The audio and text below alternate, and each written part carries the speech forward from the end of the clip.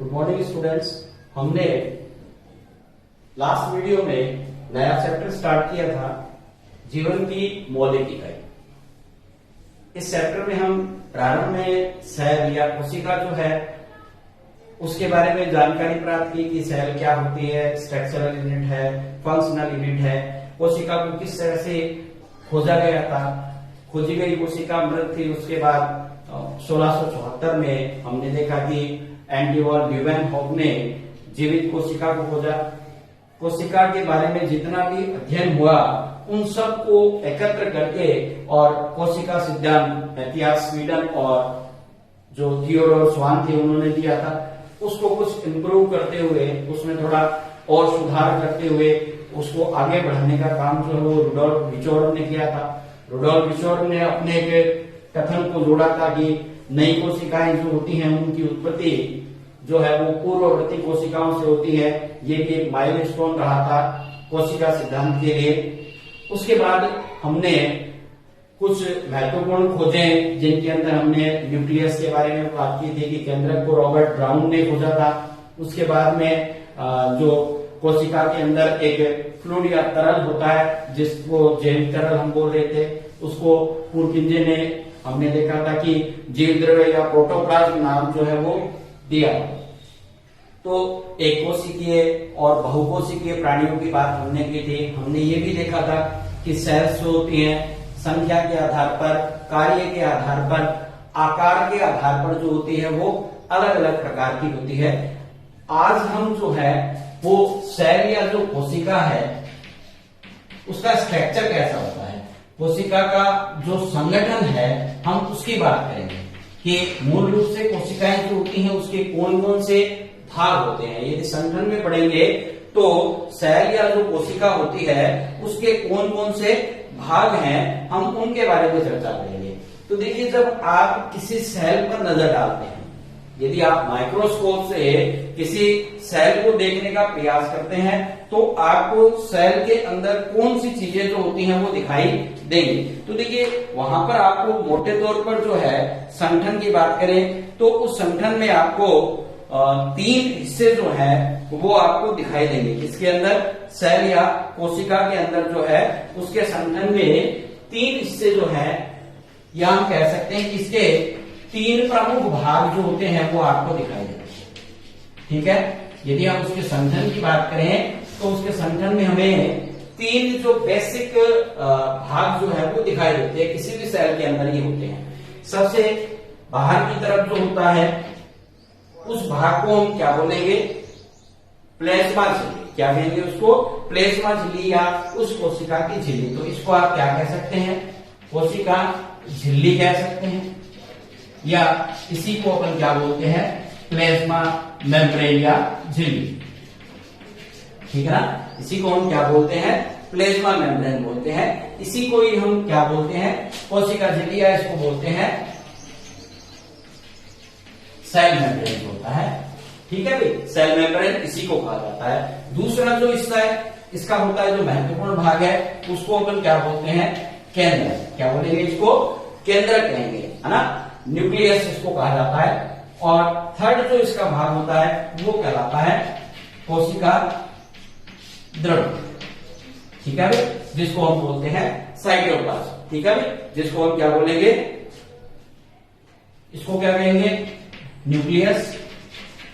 ठीक है, इसको अपन क्या कहेंगे, साइटोप्लाज्म।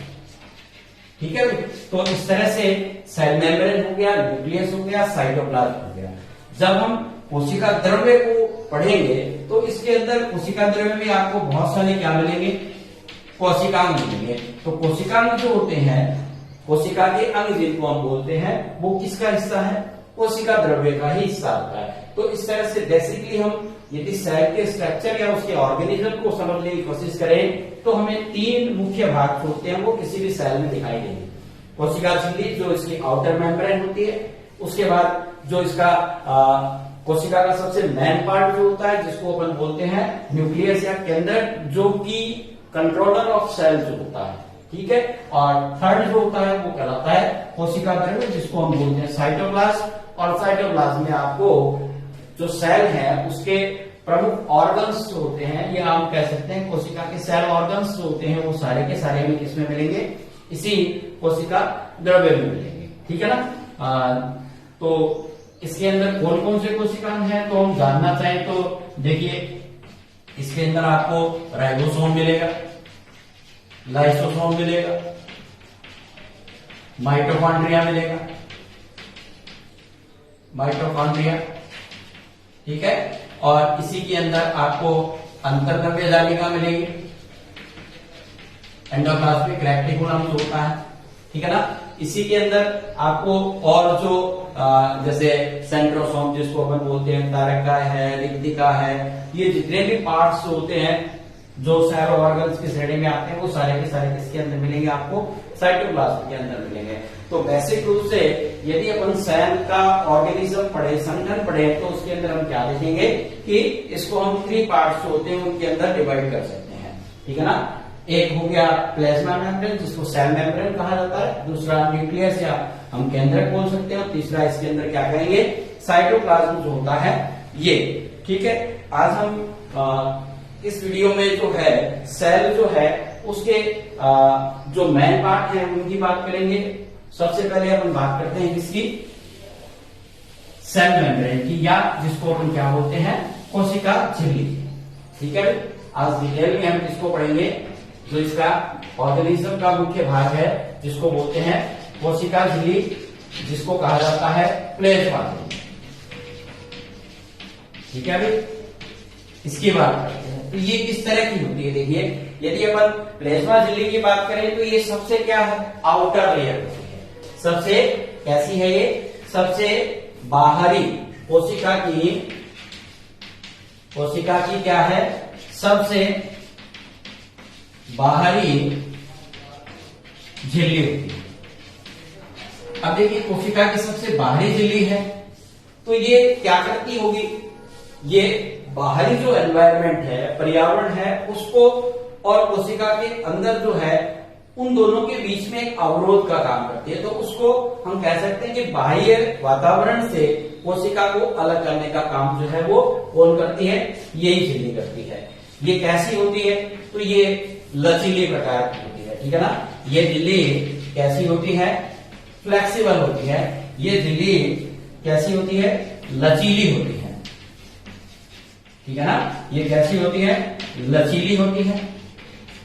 फिर देखिए, ये किस प्रकार का आवरण है, तो ये कैसा आवरण है, सजीव आवरण होता है। कैसा आवरण होता है, ये सजीव आवरण, या कैसी झिल्ली होती है, ये सजीव झिल्ली होती है।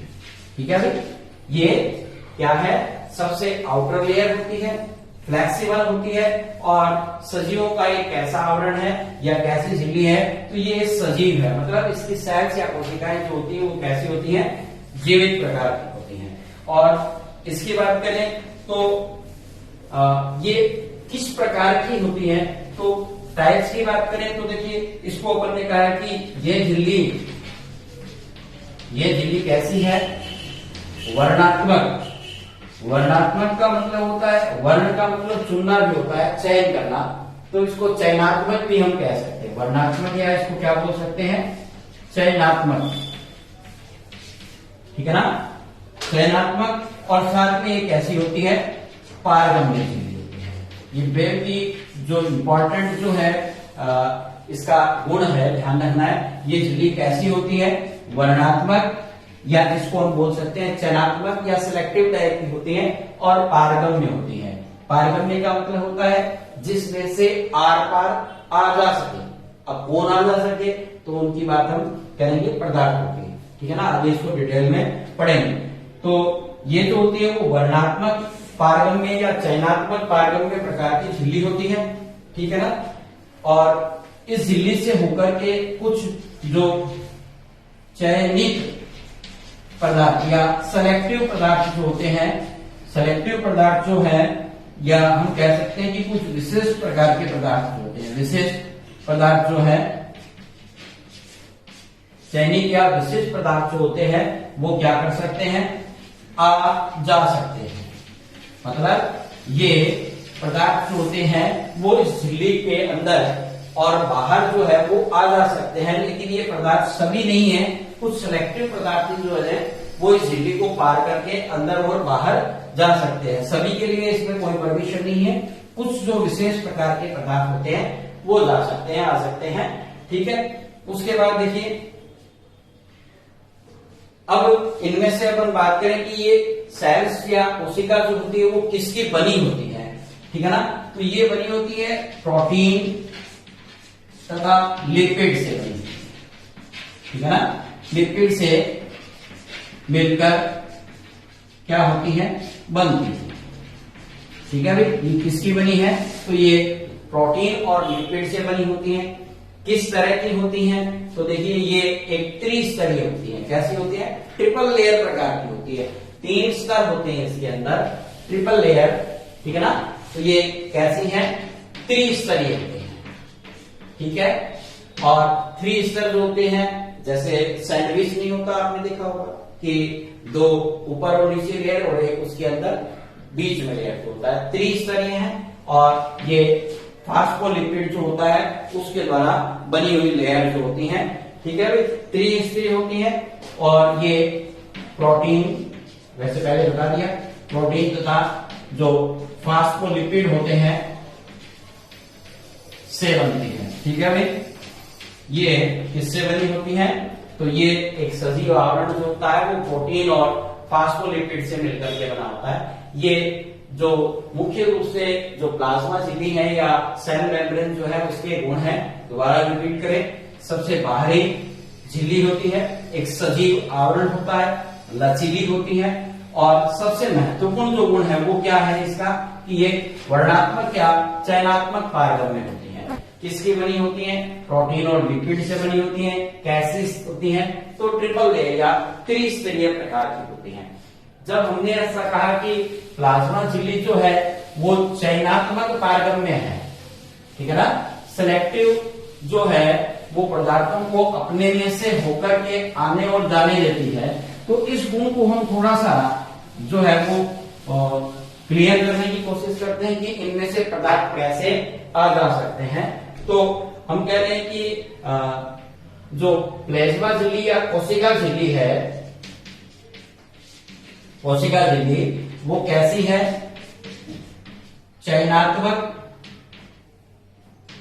चयनात्मक या इसको अपन कहते हैं वर्णात्मक, क्या है, पारगम्य है। ठीक है भाई, चयनात्मक पारगम्य है। तो इसको अपन क्लियर करने की कोशिश करें, तो इसमें सबसे पहले अपन बात करते हैं किसकी, गैसों कि गैसों का जो है वो विनिमय किस प्रकार से हो सकता है।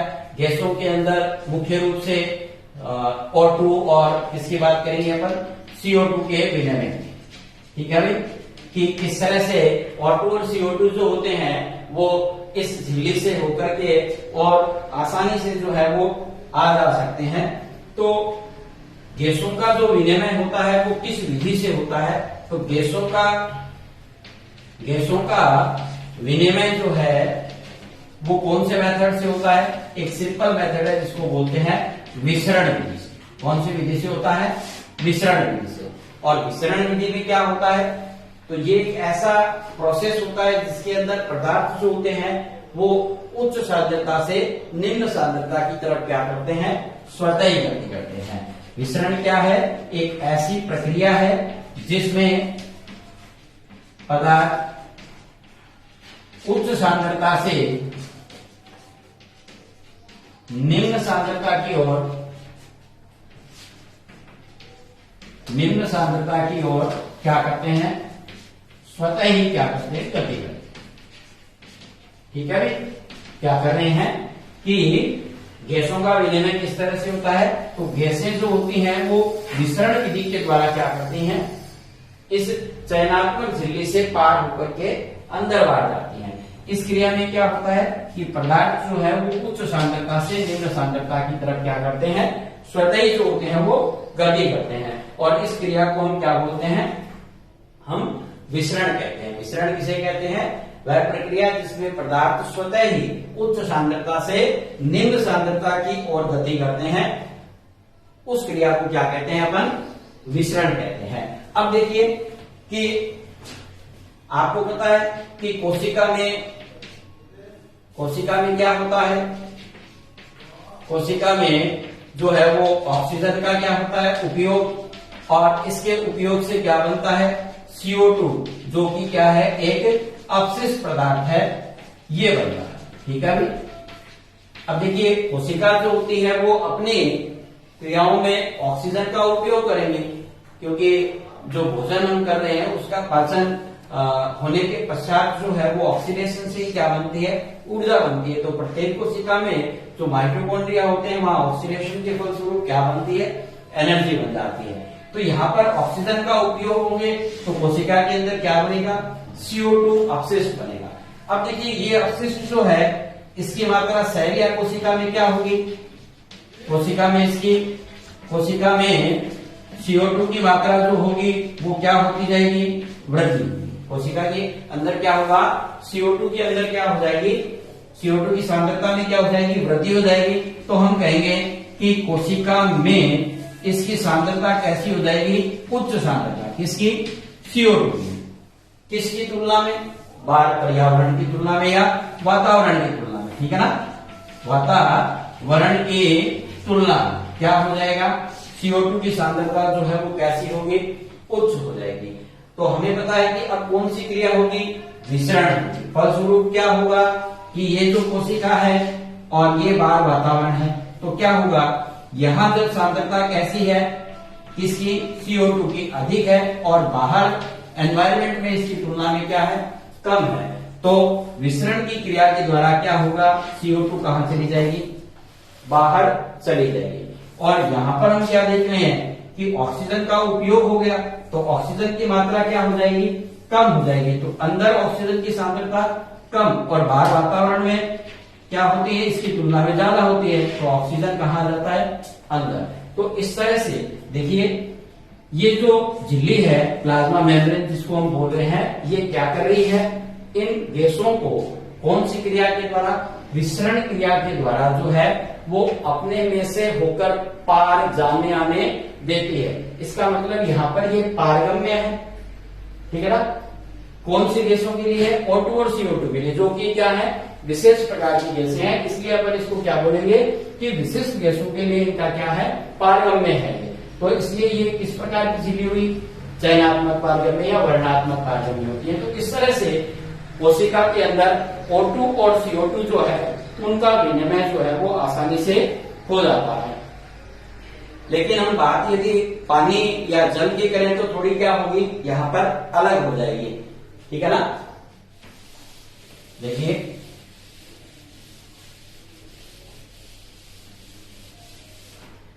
इसके लिए अपन ने बात की थी कि विसरण जो है वो ऐसी प्रक्रिया है जिसमें गैसों का आदान प्रदान आसानी से हो सकता है। कोशिकीय अपशिष्ट जो CO2 बनता है उसको अपन क्या कर रहे हैं कि सांद्रता के हिसाब से और उसको वातावरण के अंदर रिलीज कर दिया जाता है, और वहीं पर हम क्या कर रहे हैं कि ऑक्सीजन जो होती है उसकी सांद्रता कम होने के कारण विसरण से ये कोशिका के अंदर जो है वो आ जाती है। लेकिन यदि हम जल की बात करें, जल का विनिमय जो है उसको देखें तो क्या होता है, तो यहाँ पर जो है वो विसरण जो है वो एक विशेष प्रकार का हो जाता है। और यहाँ होने वाले जो विसरण की क्रिया है उस विसरण की क्रिया को हम क्या कहेंगे, परासरण कहेंगे। ऑस्मोसिस बोलते हैं इसको। परासरण क्यों कहेंगे, क्योंकि जल जो है वो क्या कर रहा है, इस चयनात्मक पारगम्य झिल्ली जो है उससे होकर क्या आ रहा है, तो यहाँ पर इस जल के आने और जाने के बीच में क्या है, ये झिल्ली काम कर रही है। तो इस क्रिया में इसका नाम क्या रखा गया हमने,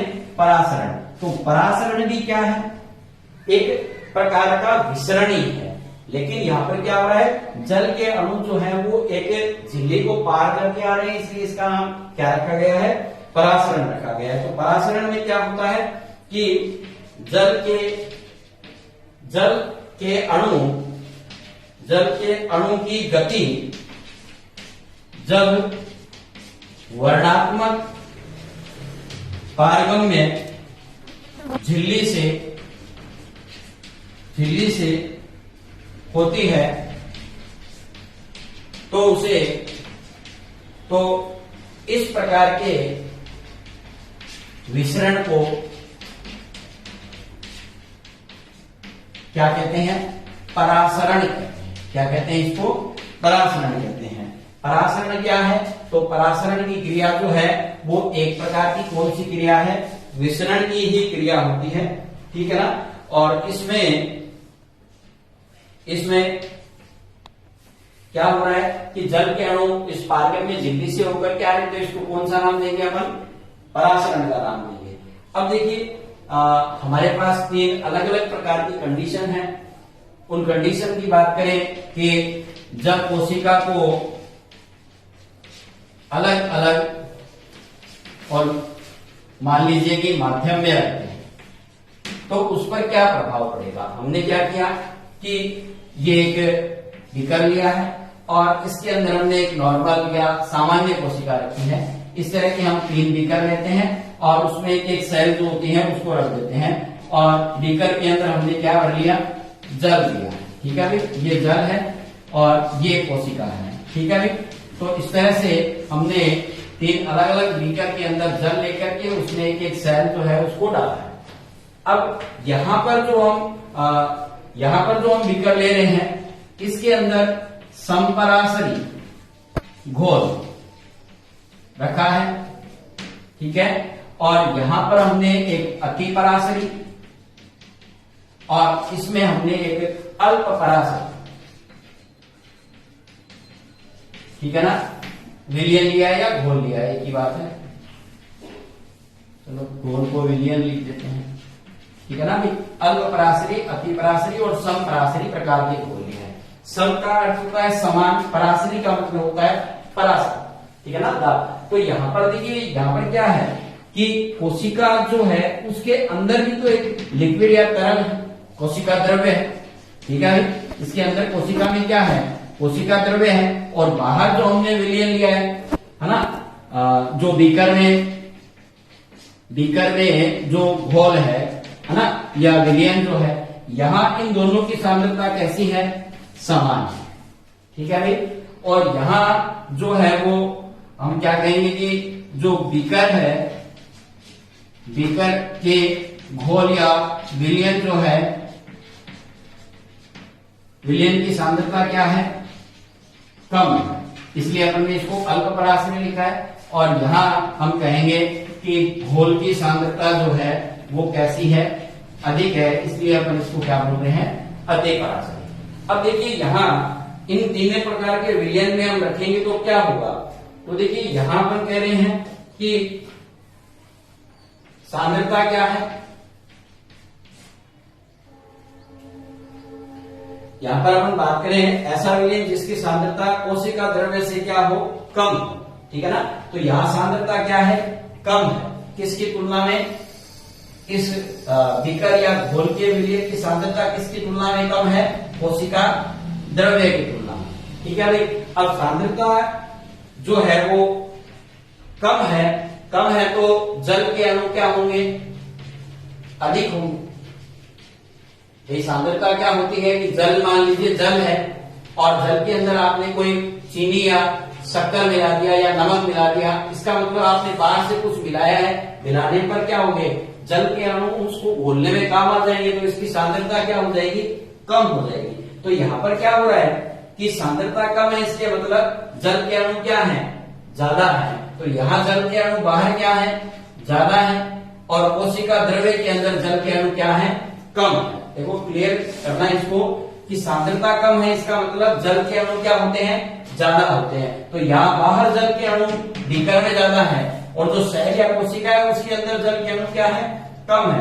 तो पदार्थ इधर जाएंगे, अधिक से कम की तरफ चले जाएंगे। इसका मतलब जल जो है वो कोशिका के अंदर चला जाएगा और ऐसी स्थिति में कोशिका जो होती है, कोशिका के अंदर जल भर जाएगा, जल भर जाता है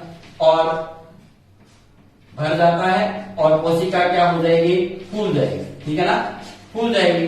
और समपरासरी में क्या है कि दोनों की सांद्रताएं बराबर हैं, तो ना तो जल बाहर आएगा और ना ही क्या होगा, अंदर जाएगा। और ऐसी स्थिति के अंदर कोशिका पर कोई प्रभाव नहीं पड़ेगा, ना जल अंदर जाएगा ना बाहर जाएगा, जैसी कोशिका रखे है वैसी ही पड़ी रहेगी। और अति परासरी विलयन में रखेंगे तो ऐसी स्थिति में क्या होगा कि अंदर सांद्रता क्या है, अधिक है और बाहर जो है घोल की सांद्रता क्या है, ज्यादा है। इसका मतलब यहां अपन कहेंगे जल के अणु क्या है, कम है। इसके अणु, जल के अणु क्या है, कम है। और अंदर कैसे है जल के अणु, अधिक है। तो जल के अणु अंदर से क्या आ जाएंगे, बाहर आ जाएंगे और ऐसी स्थिति में कोशिका क्या हो जाएगी, ये सिकुड़ जाती है। तो आपसे ये पूछा जा सकता है कि यदि हम किसी कोशिका को समपराशरी, अतिपराशरी या अल्पपराशरी किसी भी प्रकार के विलयन में रखते हैं तो क्या प्रभाव पड़ता है।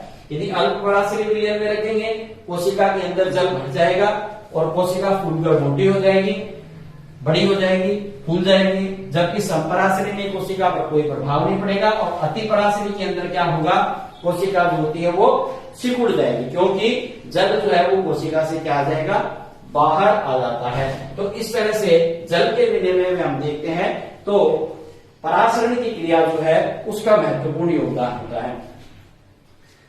तो इस तरह से हम जो है लगभग आपका ये कोशिका झिल्ली जो है इस टॉपिक को लगभग कंप्लीट कर चुके हैं। केवल इसके कार्य संबंधी बात करें तो देखिए, एक तो प्लाज्मा झिल्ली जो है उसका कार्य क्या है ना, विशेषकर जंतु कोशिका में क्या करती है, इसको एक निश्चित आकार प्रदान करती है। आकार देने के साथ साथ इसको क्या करती है, सुरक्षा देने का काम करती है। और थर्ड की बात करें तो ये जो है वो कुछ चयनित पदार्थ जो होते हैं उनको आने जाने देती है, मतलब उनके पारगम में जो है पारगमन करने में क्या करती है, सहायता करती है। तो प्लाज्मा झिल्ली ये कार्य विशेषकर जंतु कोशिका को आकार और सुरक्षा प्रदान करना है, वैसे सुरक्षा करने का काम तो करती है। और जो चयनित पदार्थ होते हैं उनको अपने में से होकर के क्या करती है, आने जाने देती है। ठीक है ना। तो इस तरह से हम देखते हैं कि प्लाज्मा झिल्ली जो है उसका एक महत्वपूर्ण कार्य कोशिका के लिए होता है। नेक्स्ट वीडियो में जो हम जो कोशिकाएं हैं उनको स्टार्ट करेंगे और उसके बाद लास्ट वीडियो में जो है वो अपन इसका केंद्रक जो है उसको पढ़ेंगे और उसी के साथ में जो है वो हमारा कोशिका के जो ऑर्गेनिज्म है, संगठन है, ये कंप्लीट हो जाएगा। तो आज जो है हम यहीं पर इसको समाप्त कर रहे हैं। आप लोग जो है प्लाज्मा झिल्ली क्या है और इसके कार्य क्या है और विविध प्रकार की कोशिकाओं को यदि अलग अलग घोल में रखा जाता है तो उस पर क्या प्रभाव पड़ता है, इस तरह का होमवर्क जो है वो आप कर सकते हैं। Have a nice day.